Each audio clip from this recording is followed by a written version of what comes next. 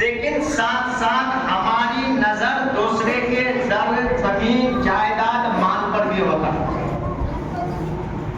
دوسرے کی ناحق چیز اس پہ ہماری نظر جمی جمائی ہوتی ہے.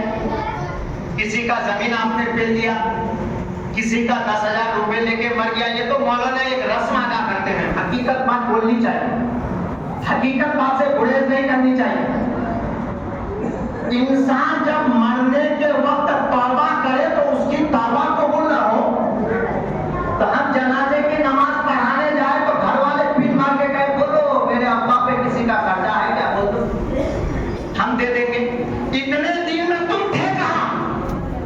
اس سے پہلے بھی تو وہ کام تم کو کرنا تھا. جب ابا آپ بازار جانا آنا کرتے ہیں، کسی کا کچھ لے کے تو نہیں آئے ہیں، کوئی آپ پر قرضہ تو نہیں پاتا ہے. اور مسلمانوں کا وہ نرم دل ہے کہ جنازہ سامنے رکھ کے اگر امام اعلان کر دے کہ کسی کا حق ہو تو دل میں پتھر رکھ کے بھی وہ معاف کر دے گا، مگر وہ معافی تمہاری قبول نہیں.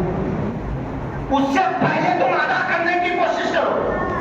اگر اسی سے حق تلفی ادا ہو جائے، حق تلفی نہ ہو، تو ہر انسان کسی کا جائیداد جمع کر کے اس دن تو امام کہیں گے ہی کہ معاف کرنا. تو حضرات یہ معمول نہیں ہے. اب حشر کا میدان برپا ہوگا، سب کو حساب دینا ہوگا، کوئی چھٹکارا نہیں ہے. اب ایک شخص آئے گا اور اس کی نیکیاں تولی جائیں گی. میزان اس کا پلڑا اتنا بڑا ہے کہ پوری دنیا کو ایک پلڑے میں رکھ دی جائے تو وہ پلڑا پھر بھی خالی رہے گا، جس میں وزن کی جائے گی نیکی بدی ہماری، اس کو میزان کہتا ہے.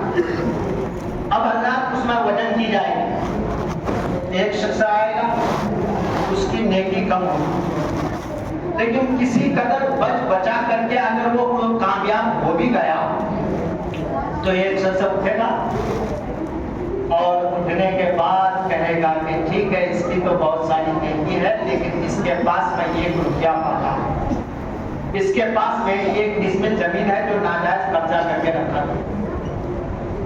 اب حضرات کیا کیا جائے گا؟ کہ تمہاری نیکی کاٹ کر کے اس کو دے دی جائے گی، کیونکہ وہاں تمہارے پاس کچھ بچا نہیں ہے. تم اپنے ساتھ زمین جائیداد پیسہ وغیرہ دولت لے کے گئے نہیں ہو، تمہاری نیکی کاٹ کے اس شخص کو دے دی جائے گی. دوسرا